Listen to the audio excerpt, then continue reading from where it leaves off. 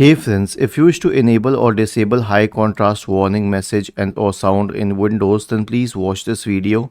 I will guide you through the procedure. So here's what you have to do. Search for control panel because an open control panel. So earlier we had an option called ease of access in settings, but now it has been changed to accessibility. The features are a little different. Make sure that it is selected at large icon or small icon in the view by section. I prefer large icon. Then click on ease of access Always scan center. this section. Then select the ease of access center. Then click on make the computer easier to use. Now you'll find an option for choose high contrast theme.